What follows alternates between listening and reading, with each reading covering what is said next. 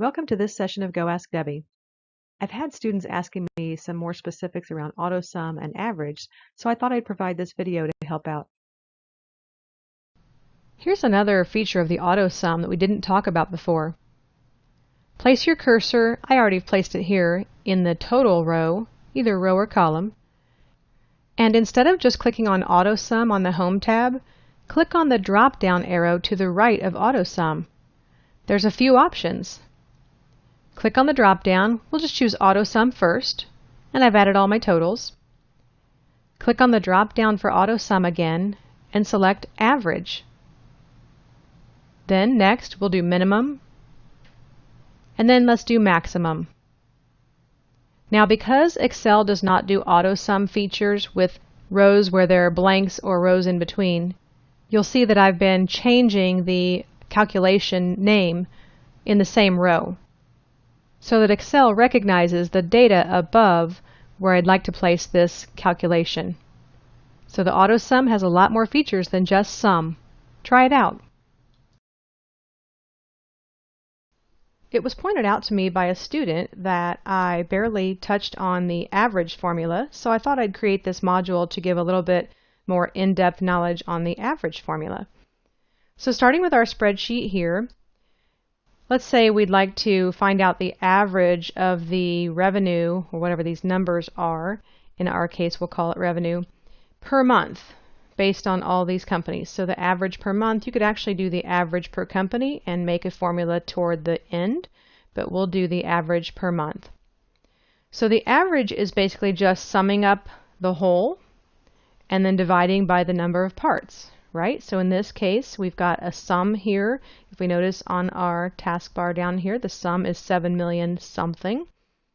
And then the average actually shows here. We talked about that. You can get an average on the fly by just using your bar down here. But the average is going to be this sum, the 7 plus million, divided by the count, 14, which is the count or the number of instances of this revenue. So today I'm going to show you the very simple way in Excel to create an average. So you can simply click into the cell where you'd like the average to appear, usually right below the data. If you have any gaps, Excel may not recognize your data. And then up on your Home tab where we had the AutoSum that we showed you earlier, you can click on the drop down for the AutoSum and just select Average. Excel should recognize the data that you'd like to average. In this example, Excel went ahead and accepted the average formula and placed it in the cell that we were located before we clicked on the drop-down. It's really simple, but if you look here, this says equals subtotal. There's a drop-down that says sum. So because we use this drop-down for AutoSum, we need to make sure that Excel doesn't change that to any of the other options here and that it truly is doing the average formula. So this instance, it did do the average, but let's also go over the average formula in case you prefer to type things or you don't want to trust the AutoSum drop-down average option. So the average formula, you're just going to type equals and then spell out the word average. As you start typing this in the newer versions of Excel, you'll receive the drop-down, the function drop-down. It's actually a function because we're actually using a word after the equal sign. And you can use the details that it gives you there to remember how to input the information. But in this case, we can just do an open parenthesis, and then you can click and drag to highlight the data you'd like to average. In this instance, because we had a header, it recognized the month January. We can close the parenthesis.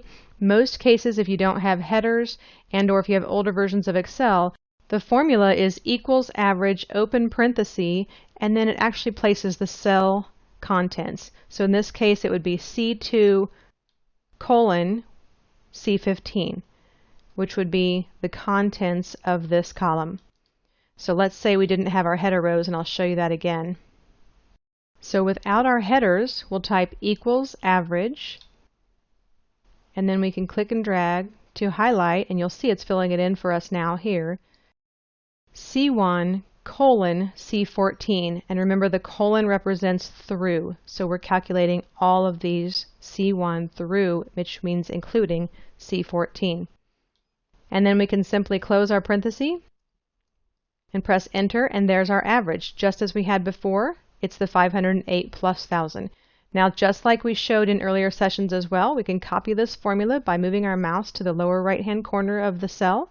You'll see our black plus sign, and then simply click and drag to all the cells. And now, if you notice and move cell to cell, the equals average shows the relative cells that it's going to calculate. And that's the average formula.